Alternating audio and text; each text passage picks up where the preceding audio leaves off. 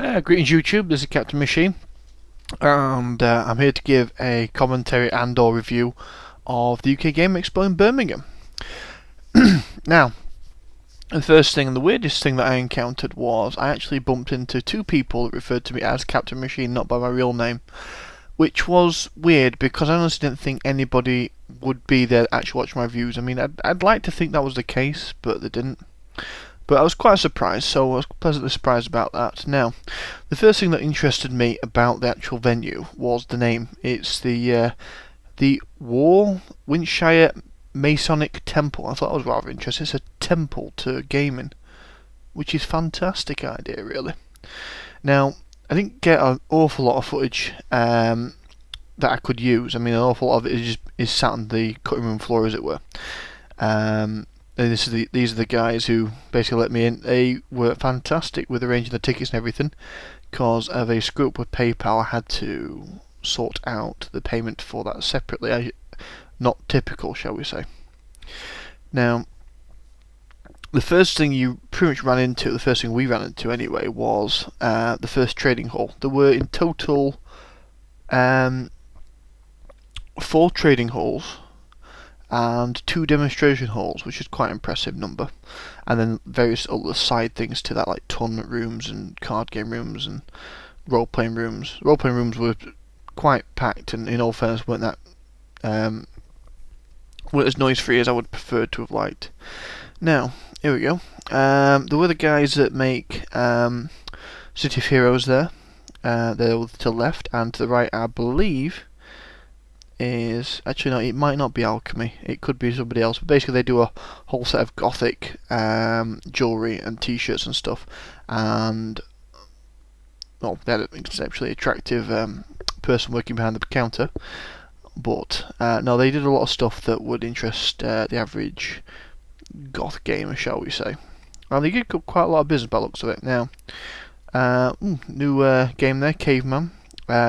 Memory serves that had only just been released, so that was brand new to the show, and unfortunately I didn't see a lot of people show that much interest to it. The first thing about the first trading hall that hit me was the sheer amount of war games still around, which is quite impressive, which is not a problem really.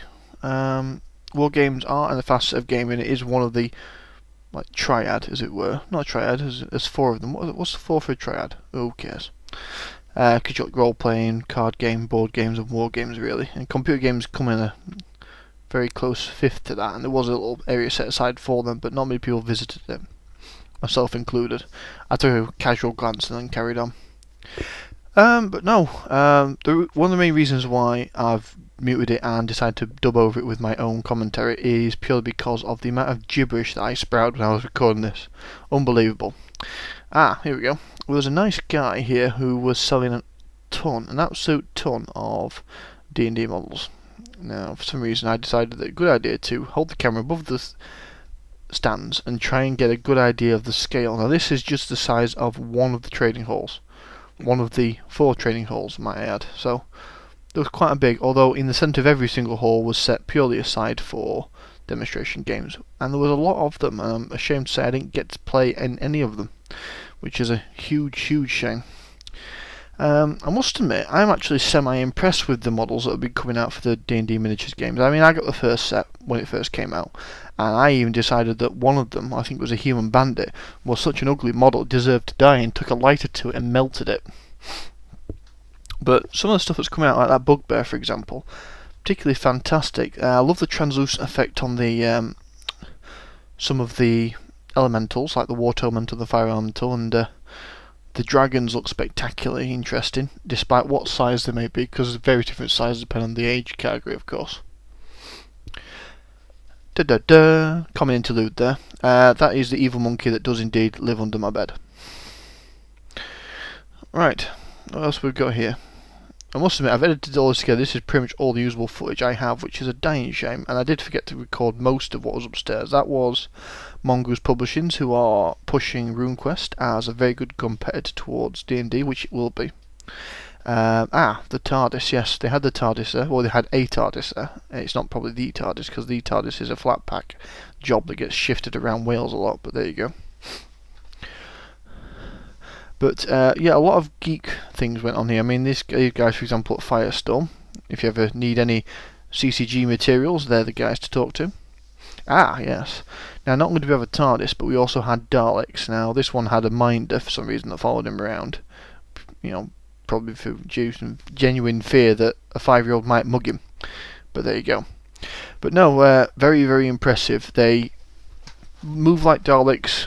They also sounded like Daleks, which is quite impressive. And they did all the light up when they talked and things like that. Now, this is the only footage I ever took of the upper deck. Because there was 2 floors to this, and this is the only footage I've got of the upper floor. And it gives a general view of the demonstration area. There we go, proof being that gamers of all ages and sexes can enjoy a game of Yu-Gi-Oh! Not quite sure why you'd want to play Yu-Gi-Oh! I must admit I'm not a huge fan of it myself, but there you go. Here we go. Okay, right, more Daleks, of course. They were quite interesting, and everyone below the age of, say, 70 was enjoying them, because they are universal appeal. They have been around for a long time. There we go, we had a fantastic Doctor Who lookalike there, taking photos with any females that wanted to become their assistant for a few moments and get the photo taken. What do they call it? What? Oh, is it Federation Droid there? A different Dalek. There were 3 Daleks to my counting. One was each distinct colour. I'm not quite sure what era these guys are from, but they were recruiting for the reenactment, and I did see a few people around the table, so they did quite well that weekend. And they do look spectacular in those uniforms, really do. Aha, here we go. Stormtroopers. Now we had Stormtroopers and Boba Fett, and Padme. Oh dear, and this one got assaulted by the Doctor, who wanted to sonic screwdriver my camera. But no, the Stormtroopers and all the Star Wars entourage, and the Boba Fett, I think it was Boba Fett as well, yeah, they pretty much hung around the WizKids, and they were intimidating young children and people into buying Star Wars related products, and they were fantastic. They had the little voice modulators in the helmet, so it actually sounded like Stormtroopers when the Stormtroopers talked in the movies. This is Dungeons & Dragons 4th edition, or more precisely the Dungeon Delve they did, which is a short demonstration game which purely was there for the rules' sake. And I didn't get a chance to play this. I'm sorry to say that the game that I actually did play in the end didn't look anywhere near as pretty as this, because it didn't have all the cardboard cutouts and stuff. Although I did notice that these were the proud owners of some Cthulhu dice, which I was ashamed to say I didn't pick up, purely because I didn't have £18, which is about $30 odd, to spend on a single set of dice. Now they do glow in the dark, and they do look spectacular when they do glow in the dark, but I couldn't really afford it. Now, we're fast approaching the 10-minute marker, and I have run out of footage, so what I'm going to do is I'm going to wrap this up here, and I do apologise for the total lack of footage, but this is literally the best I've got, and as always is a learning experience. So this is Captain Machine signing off. Hope you did enjoy this. If you did, leave a comment. If you didn't, leave a comment. Either way, I'm going to be happy to hear what you guys think. Okay then, goodbye.